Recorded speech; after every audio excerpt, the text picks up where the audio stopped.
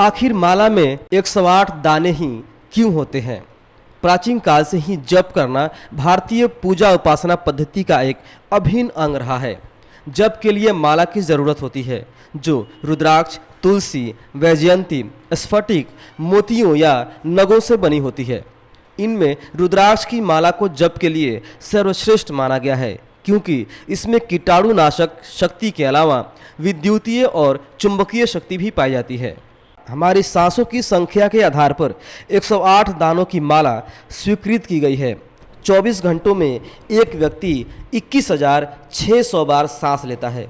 चूँकि 12 घंटे दिनचर्या में निकल जाते हैं, तो शेष 12 घंटे देव आराधना के लिए बचते हैं, अर्थात 10,800 सांसों का उपयोग अपने इष्ट देव को स्मरण करने में व्यतीत करना चाहिए।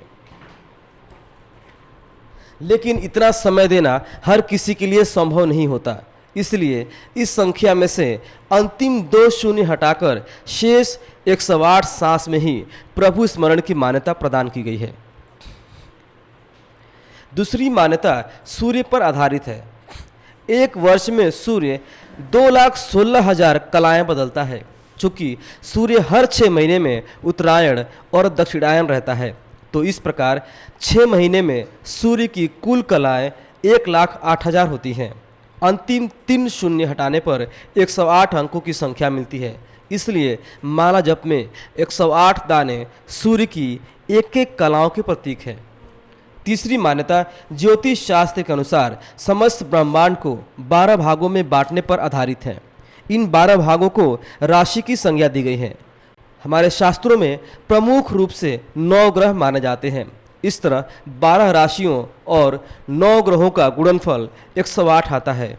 यह संख्या संपूर्ण विश्व का प्रतिनिधित्व करने वाली सिद्ध हुई है। चौथी मान्यता भारतीय ऋषियों की कुल 27 नक्षत्रों की खोज पर आधारित है।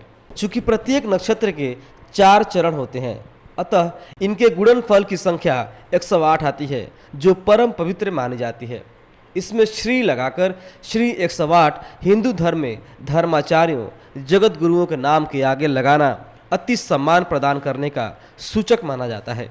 माला के 108 दानों से यह पता चल जाता है कि जप कितनी संख्या में हुआ। दूसरे माला के ऊपरी भाग में एक बड़ा दाना होता है, जिसे सुमेरु कहते हैं। इसका विशेष महत्व माना जाता है, चूँकि माला की गिनती सुमेरु से शुरू कर माला समाप्ति पर इसे उलटकर फिर शुरू से 108 का चक्र प्रारंभ किया जाने का विधान बनाया गया है। इसलिए सुमेरु को लांघा नहीं जाता। एक बार माला जब पूर्ण हो जाती है, तो अपने इष्ट देव का स्मरण करते हुए सुमेरु को मस्तक से स्पर्श किया जाता है। ऐसा माना जाता है कि ब्रह्मांड में सुमेरु की स्थिति सर्वोच्च होती है। माला में दानों की संख्या के महत्व पर शिव पुराण में कहा गया है कि 108 दानों की माला सर्वश्रेष्ठ, 100 की श्रेष्ठ तथा 50 दानों की मध्यम होती है। शिव पुराण में ही माला जप करने के संबंध में बताया गया है कि अंगूठे से जप करे तो मोक्ष, तर्जनी से शत्रुनाश, मध्यमा से धन प्राप्ति और अनामिका से शांति मिलती है।